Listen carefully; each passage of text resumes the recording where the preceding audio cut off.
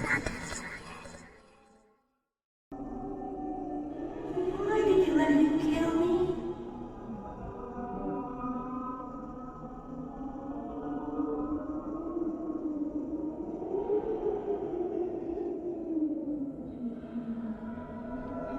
It was the clown. Make the clown go away.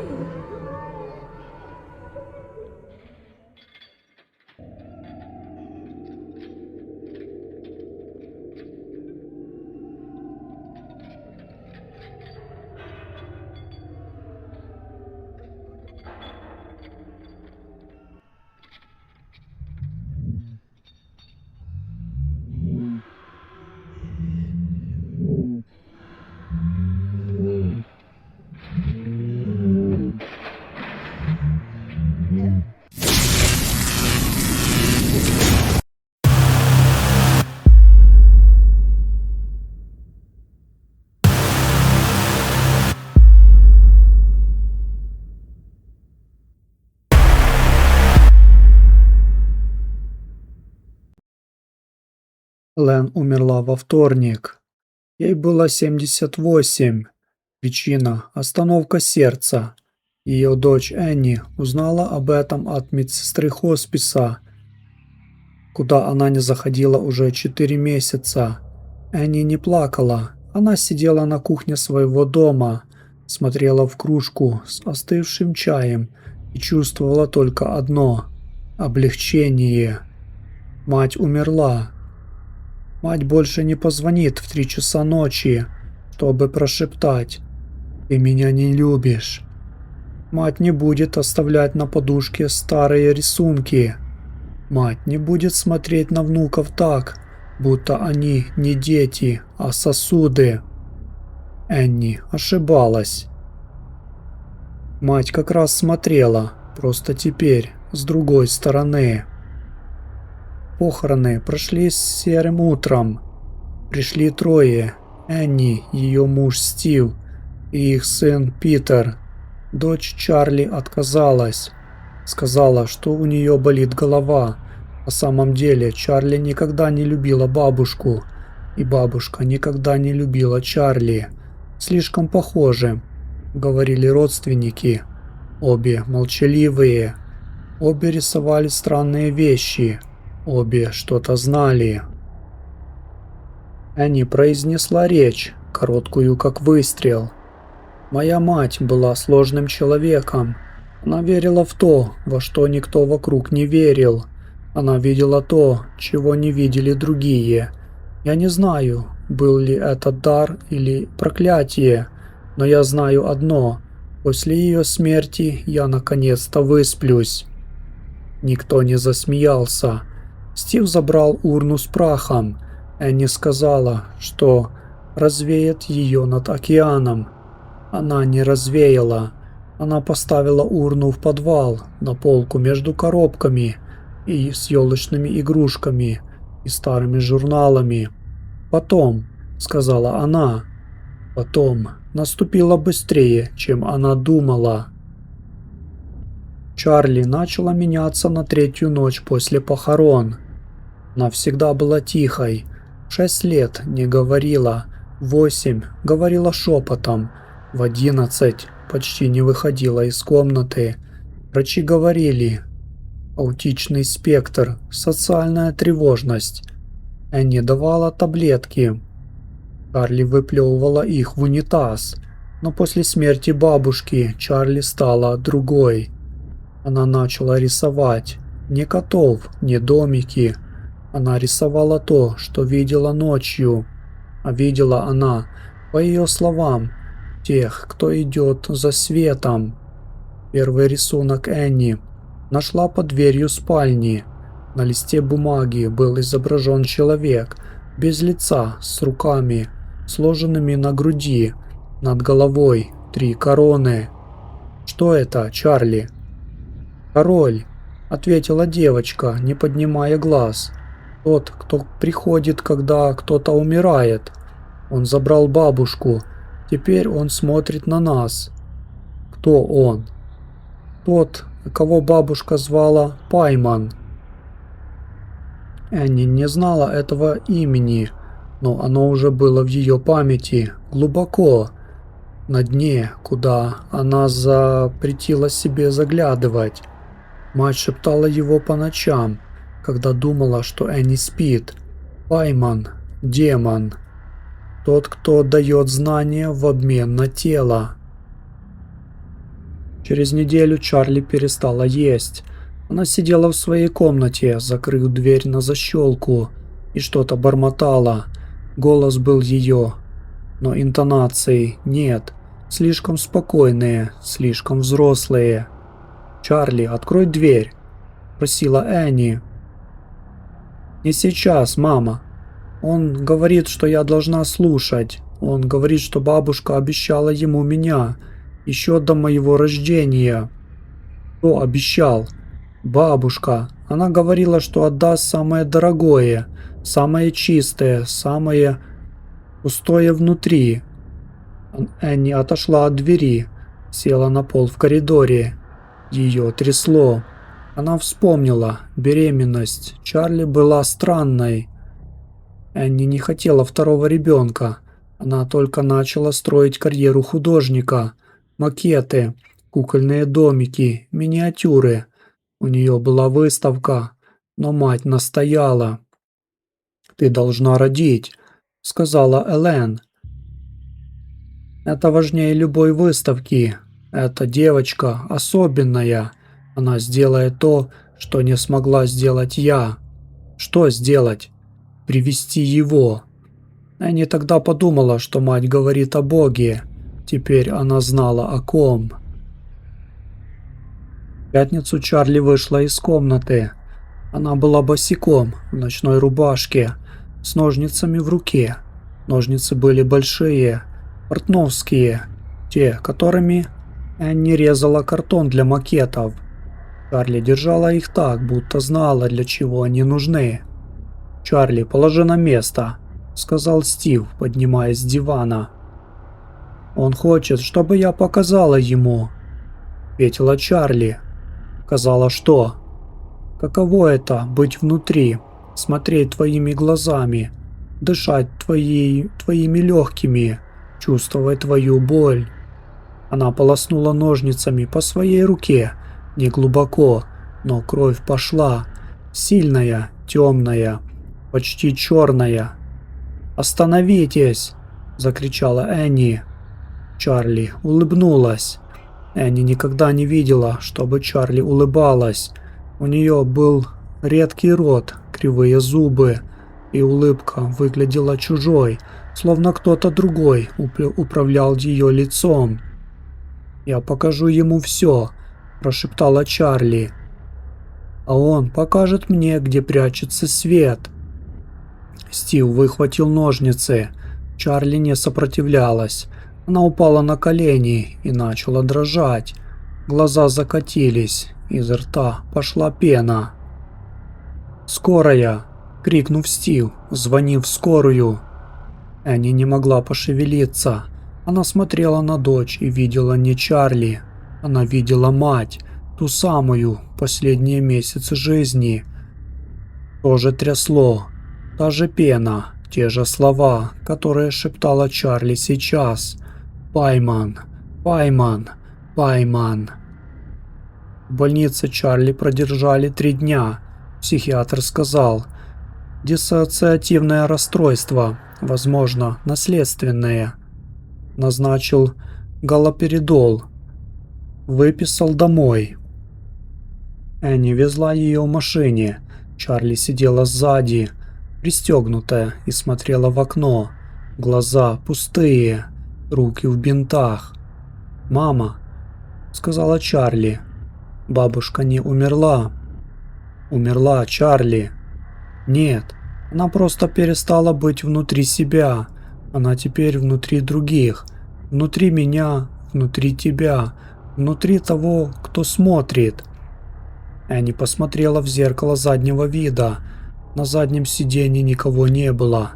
Чарли исчезла. Ремни безопасности были пристегнуты. Дверь закрыта, но девочки не было. Только пустота и слабый запах. Фиалки. Духи Эллен. Энни закричала, остановила машину на обочине, выбежала на дорогу. Стив, который ехал следом, выскочил из своей машины. Что случилось? Чарли! Чарли пропала! Они обыскали салон. Ничего. Чарли не было, словно она испарилась. Через 20 минут позвонил Питер. «Мам, Чарли дома, она в гостиной, сидит на диване. Я не знаю, как она пришла. Дверь была закрыта». Энни приехала. Чарли сидела, все в той же одежде, в бинтах, смотрела на пустую стену. «Как ты вернулась?» – спросила Энни. «Я никуда не уходила», – ответила Чарли. «Это вы уходили. Вы ушли, а я осталась. С ним». «С кем?» «С тем, кто дал мне новую голову». Чарли повернулась. На затылке, под волосами. У нее была шишка. Большая, твердая, пульсирующая. Энни осторожно раздвинула волосы. На затылке Чарли было лицо. Маленькое, сморщенное, с закрытыми глазами. Лицо Эллен. «Она говорит, что теперь мы всегда будем вместе», — сказала Чарли. «Она и я. Я ее глаза. Она мой голос. А скоро придет третий». «Кто третий?» «Тот, кого она ждала всю жизнь.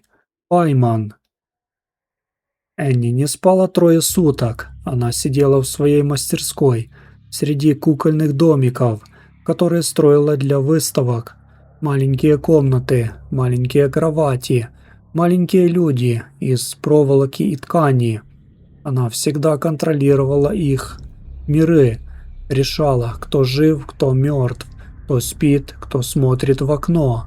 Теперь она поняла, что кто-то строил ее мир. Мать, Эллен. Эллен вступила в секту в 1965 году. Группа называлась «Внутренний круг». Они поклонялись Пайману, королю преисподней, который дарует знания, искусство, богатство. Но для призыва нужно 3 вещи – кровь, жертва и тело. Эллен дала кровь, родила Энни. Эллен дала жертву, умерла, передав свою волю дочери. Тело должно было дать Энни или ее дети. «Ты не выйдешь отсюда», — сказал голос, не Чарли, не Эллен, третий, глубокий, как из колодца. Энни обернулась. У дверях мастерской стоял Питер, ее сын, 16 лет, сонный, взлохмоченный. «Питер, ты чего не спишь?» Он не ответил. Его глаза были черными, не красными, не белыми, абсолютно черными, как у куклы из ее макетов. «Питер!» Он улыбнулся широко, чужими губами. «Меня зовут не Питер», — сказал он голосом, в котором не было ничего человеческого. «Меня зовут Пайман, и я наконец-то здесь». Он сделал шаг. Энни отшатнулась, врезалась в стеллаж. Кукольные домики посыпались на пол. «Ты обещала», — сказал он голосом Питера. «Не ты, твоя мать, но ты ее плоть, ее кровь, твоя воля, ее воля. И ты позволила мне войти, когда родила ее и его, 2 сосуда. Я выбрал лучший». «Питер», – прошептала Энни. «Питера больше нет, есть только я, и Чарли, и бабушка. Мы теперь одна семья, правда, милая?» Из темноты вышла Чарли. На ее затылке лицо Эллен открыло глаза, старые белые, слепые, но они смотрели прямо на Энни. «Мама», – сказала Чарли, – «не бойся, мы просто хотим, чтобы ты стала частью нас». «Частью чего?» «Частью макета». «Питер, нет». Пайман подошел к столу Энни. На столе стоял ее последний макет, кукольный дом, точная копия их собственного. Комната за комнатой, кровать за кроватью и маленькие фигурки Энни, Стив, Питер и Чарли.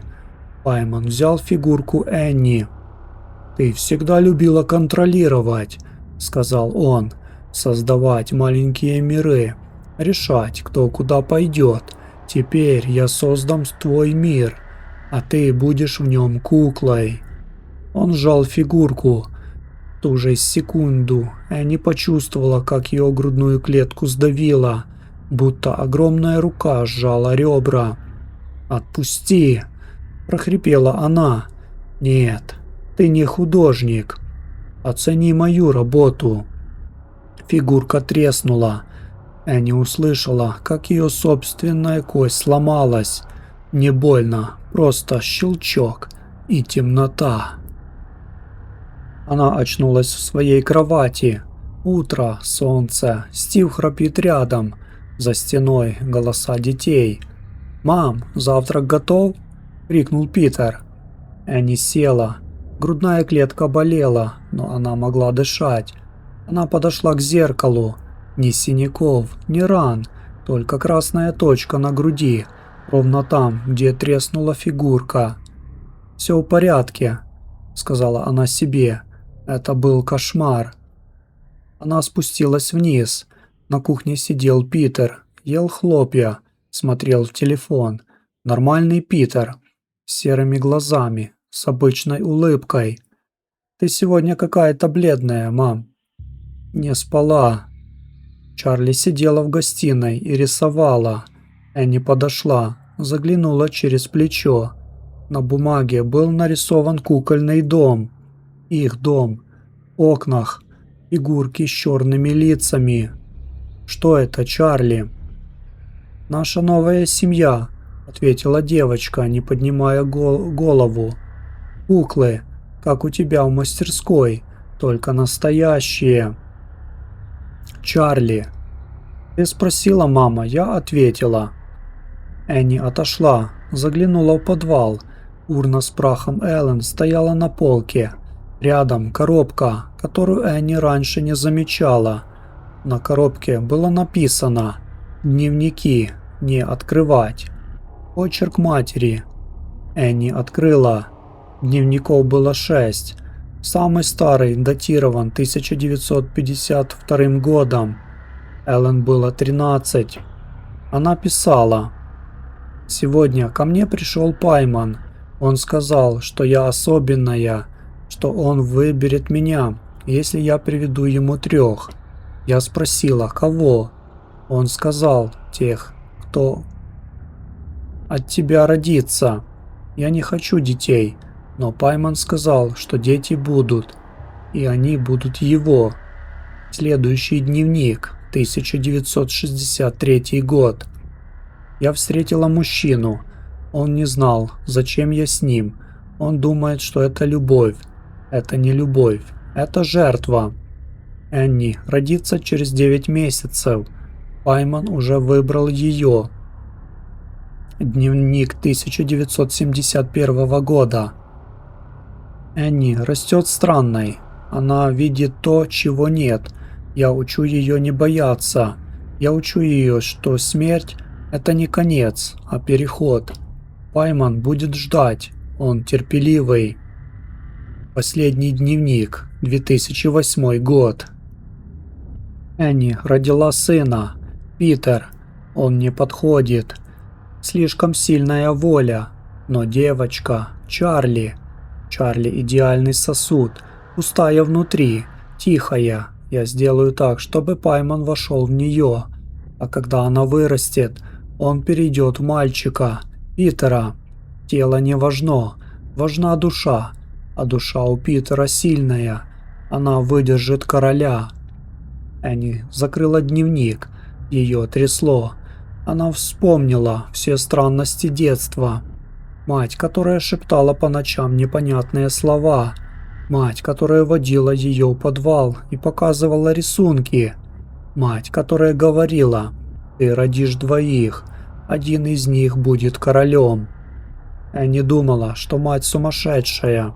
Мать была в здравом уме. Просто ее бог был другим. Ту ночь Энни не пошла спать. Она взяла молоток, гвозди, доски и заколотила дверь в мастерскую. Вместе с кукольными домиками, вместе с фигурками, вместе с дневниками. «Ты не выйдешь», – прошептала она. «Пайман, Чарли, мать, вы останетесь там». 3 часа ночи она услышала стук из мастерской. Тук, тук, тук. «Открой, мама!» Голос Чарли, тихий, ласковый. «Нам холодно, нам страшно, мы хотим быть с тобой». «Ты не Чарли». «Нет», — согласился голос. Теперь он стал ниже, мужским, тяжелым. «Я не Чарли. Я тот, кого ты всегда боялась. Но ты не можешь закрыть меня досками.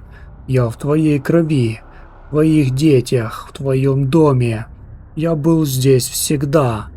Ты просто не смотрела в подвал». Энни отошла от двери, села на пол коридора, обняла колени и заплакала. Тихо, по-детски, как тогда, когда мать впервые заперла ее в подвале. Сказала: «Посиди здесь, Пайман хочет с тобой познакомиться». Энни было 6 лет. Она просидела в темноте 3 часа. Ничего не случилось, но когда мать открыла дверь, Энни сказала: «Я видела его. У него 3 короны». Мать улыбнулась. «Хорошая девочка, ты готова». Готова к чему? Энни узнала только сейчас.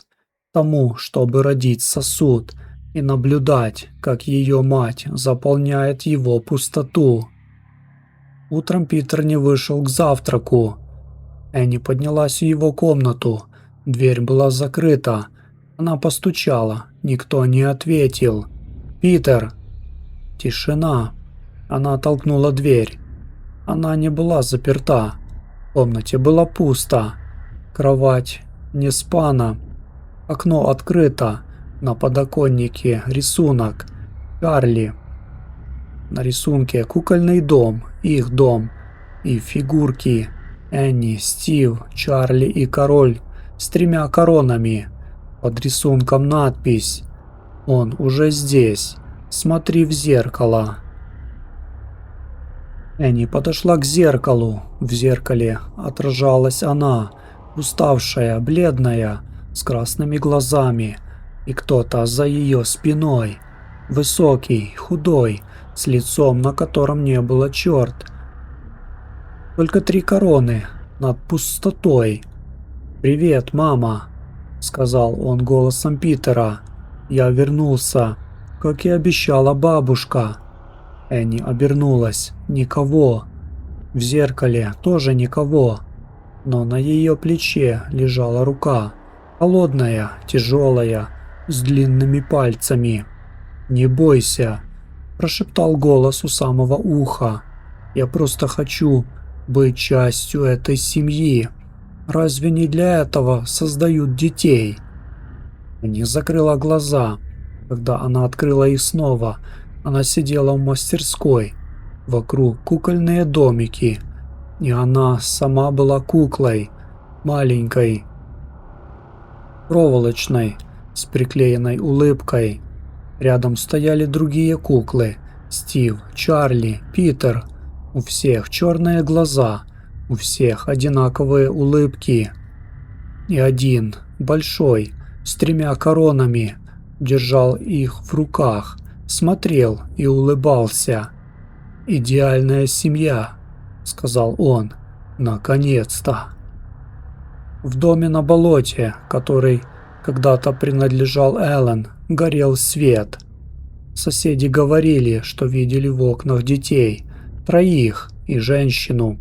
Они стояли неподвижно, глядя в одну точку. У всех на головах были короны. Никто не решился подойти ближе.